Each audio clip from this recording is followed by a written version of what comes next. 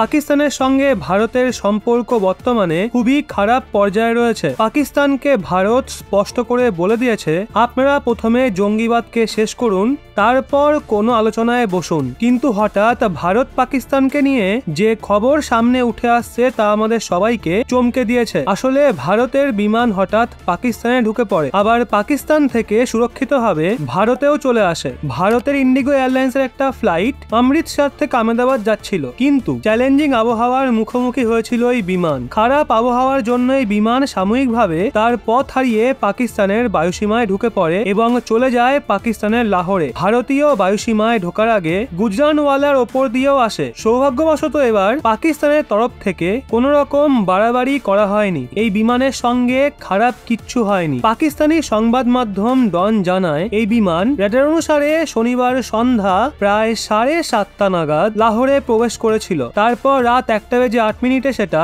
ভারতে ফিরে যায়। এই নিয়ে পাকিস্তানি এয়ারলাইন্স এখনো অবধি কোনো টিটকিরি মারেনি। সিভিল এভিয়েশন অথরিটি অর্থাৎ সিএ এর একজন ঊর্ধ্বতন কর্মকর্তার উদ্ধৃতি অনুযায়ী এই ধরনের ঘটনাগুলো অস্বাভাবিক নয় এবং আন্তর্জাতিকভাবে অনুমোদিত বলে গণ্য করা হয়। বিশেষ করে প্রতিকূল আবহাওয়া এই ধরনের ঘটনা পারমিসেবল বলে মনে করা হয়। মে মাসে একটা Pakistan international airlines flight PK-248 অনিচ্ছাকৃতভাবে ভারতীয় আকাশসীমায় প্রবেশ করেছিল এবং প্রায় 10 মিনিটের জন্য সেখানে ছিল। ঘটনাটি ঘটে যখন ফ্লাইটটা মাস্কাট থেকে 4ই মে ফিরছিল এবং এর গন্তব্য ছিল লাহোরের আল্লামা ইকবাল আন্তর্জাতিক বিমানবন্দর। পাইলট চ্যালেঞ্জিং আবহাওয়ার সম্মুখীন হয়েছিল। বিশেষ করে ওই সময় পাইলট 8:05 নাগাদ ফ্লাইটকে লাহোর বিমানবন্দরে ল্যান্ড করানোর চেষ্টা করে, কিন্তু ভারী বৃষ্টিপাত বোয়িং 777 বিমানটিকে নিরাপদে অবতরণ করাতে অসুবিধা সৃষ্টি করেছিল। তারপর এটিসির নির্দেশে পাইলট গো অ্যারাউন্ড অ্যাপ্রোচ শুরু করে, কিন্তু ভারী বৃষ্টিপাত এবং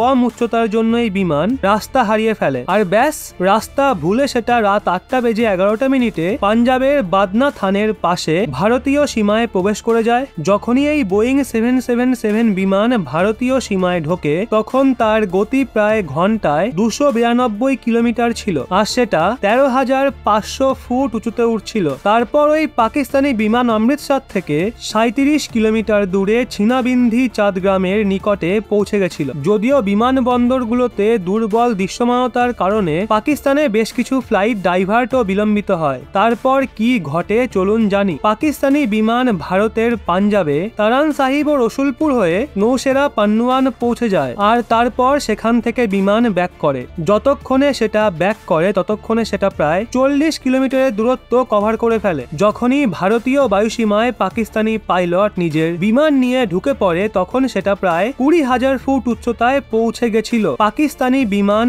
ভারতীয় বায়ুসীমায় 7 মিনিট থাকে, আর তারপর ভারতের পাঞ্জাবের ছাঙ্গিয়া নূর মোহাম্মদ গ্রাম থেকে পাকিস্তানি সীমায় পুনরায় চলে যায়। সেখানেই সবকিছু মিটে যায় না। পাকিস্তানি বিমান পাকিস্তানে অবস্থিত পাঞ্জাবের কাসুর জেলার দুনামাব্বাকি, চাঁদ, ধূপসারি, কসুর ও ঘাটি কালাঞ্জার গ্রামের রাস্তা দিয়ে আবার পুনরায় ভারতীয় সীমায় ঢুকে পড়ে। ভারত পাকিস্তানের সম্পর্ক এত খারাপ সময়ের মধ্যে দিয়ে যাচ্ছে, তার উপর আবার পাকিস্তানে জঙ্গিদের বারবারন্ত দেখে এই কথা তো বলাই যায়, অনেক সৌভাগ্য যে বেঁচে গেল ভারতের বিমান, সুরক্ষিতভাবে ফিরে এলো ভারতে। তো বন্ধুরা, এই নিয়ে আপনাদের কি মতামত নিচে কমেন্টে অবশ্যই জানান।